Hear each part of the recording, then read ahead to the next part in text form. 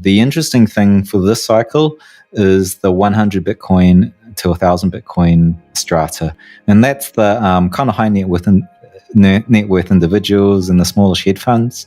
They actually bought tons of Bitcoins, and there's been an outlier bump, and that bump started around $30,000 in January.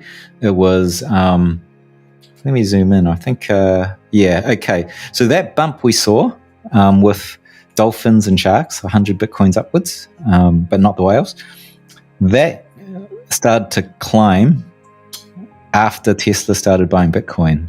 It was very interesting. So it's interesting in that when Elon Musk threw FUD, there was a lot of selling as well. But those guys didn't sell that much. They still hold a lot of supply. But overall, the trend is looking absolutely great. I'm asking Raoul at Glassnode, CTO over there, to do a little bit of extra work in the counts of these different holders to get the populations. And if I can get that data, then I can do run this thing called Gini coefficient across Bitcoin across the last 12 years, which is cool. That's the wealth distribution that economists use inside an economy. So we can start to calculate that once I get that data. I think they're working on it now. So that'll be really interesting, because from what I've seen, there's no other coin network that's even close to this level of distribution. It's a really strong argument. The distribution in Bitcoin is, it's super important, because if you control a lot of the asset, then it ceases to be, a decentralized network. It can be pushed around by, like gold. Gold failed because it was too centralized in holdings. The governments held it, they used it to back money. And then when those central entities lost control of their gold, mainly America, right? They lost control of the gold, and then they decoupled us from the gold standard, and now we've got fiat. So stuff, weird stuff can happen when you've got like large pockets of control of the coins. And so, Bitcoin's like amazing right now, what I'm seeing on chain. Very heartening. Well, promising then. I was chatting to American Hodl yesterday. I gave him a call because me and him have a bet, another bet, half a Bitcoin on 300K over under. He's so super bullish. He's over and I'm under. I'm feeling pretty confident I'm going to win that bet. But you never know. End of the bull market, frothy times when things go crazy and supply shocks. And it's kind of funny enough. It's kind of a bet I want to lose because, of course, for me, it'd be great if Bitcoin reached like 280 and then ended because I win the bet. But generally speaking, if we overshoot 300, I'll be glad to lose that bet. It'd be one. What do you have to define the bet like? Because you can say end of the bull market, but it's 300K under over midnight, 31st of December on Coinbase. Oh, okay. That's cool. I think it's good to do lots of these bets, because whatever you bet, you can hedge it on the options market and make a profit no matter which way it settles. Yeah, we don't hedge though, because we think it's a bit more fun not to hedge. Right. Yeah. Okay. But you don't have to tell the other person, right?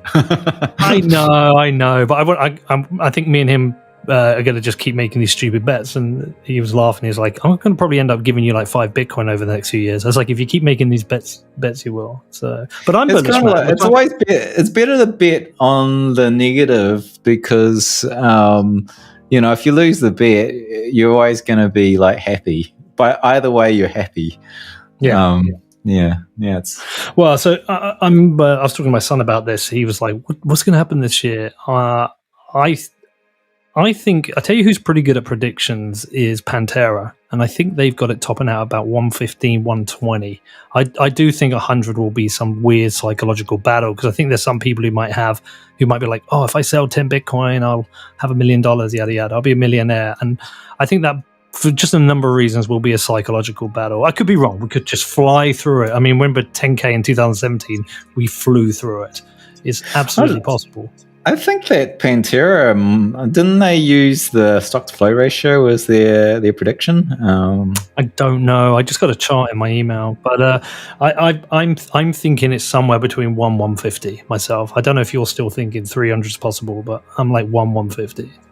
Yeah, I have this model, right, which is the band in which it floats with, and the upper bound. And all the past cycles, we hit the upper bound before it ended. But of course, it's a moving target. So, I have this great situation where I don't have to be exactly right because it's a moving target. I can keep adjusting it because it's just a model. The upper band today is $162,000, and we just don't know which trajectory. But the current trajectory is around. It's because of this major pullback, and it does run on the historic averages of the price movements. We're really. Well, you just got to text me when we're done. Just say, look, Pete, we're done. We're at 200K. I was just thinking, you got this bet, and if it was at the top of the bull market, I'm like going, yeah, that's contingent on a definition of the top of a bull market. If we just keep wandering upwards, like Dan Howell's super cycle. Dan Howell's super cycle is really, I think, we skip a cycle and we just go to the next. Well, if that actually happens and we go to the next, there's not going to be a next cycle because the halvening don't mean squat. Someone said to me that one of the first bear markets was kickstarted by Mt. Gox, and that may have created a pattern for future years. And I don't know how much to read into that, but that was something somebody said to me. Look, but I don't care either way. You know what? What will be, will be. I would just love, personally, this whole 4-year structure to break and things to become a little bit more, in some ways, I'm saying random, but a little bit more consistent as well. Yeah. Because it's just this if it becomes this predictable 4-year, every 4 years, I find it a little bit boring. Imagine in 50 years and the, whatever it is, like the halvening goes from 0.1 Bitcoin or like a block reward of 0.001 Bitcoin to 0.0005 Bitcoins. It doesn't mean squat to supply and demand on the system. You're not going to get a supply shock, It's really, you're going to be like, if Barry Silbert still controls like maybe by then 5% of the supply and he's chewing on his 2% per annum, the supply shock coming from him dumping on the market's going to pale to the supply dumped by miners, and so it just becomes demand and supply, and like this whether Mt. Gox created this 4-year cycle. If you look at how it has worked in the past, when the halvening happens, there's an impulse, a push, right? Because suddenly the constant supply and sell down of miners halve, and so it's a push one way. So the cycles are from the push, not the bear market. It's in this halvening where the price just is wandering sideways, and then it starts to gather steam as that collective push, sort of works its way into the system. So we get a shove every 4 years at a particular time, and then it moves up. Where it tops, it's anyone's business. I think maybe he's right. Maybe Mt. Gox was the cause of that top. Maybe 2017 was a top because that was the first major tax season. People didn't really figure out paying taxes in 2013. But in December 2017, I just had a lot of friends going, oh man, we've got to pay taxes, holy. And they had to sell a ton of their coins because they were flipping altcoins in that crazy 2017 era of, hundreds of X if you got the right coins. Crazy, crappy Verge coin, like people were making 100X over a few months. And I was like, oh, well, I know someone who bought a house from their Verge coin, and then they paid more tax than their than they had left at the end of the bear season. So 2017 top probably was a tax top. But, who knows what the next top is. I don't think there's going to be a well-formed FOMO bubble top anymore. Like, I want to just do a little bit more research into it. I'm starting to get some of the data behind it. Like, who are the sell pressure guys? Exchanges are, especially derivative exchanges. ETF management fees are.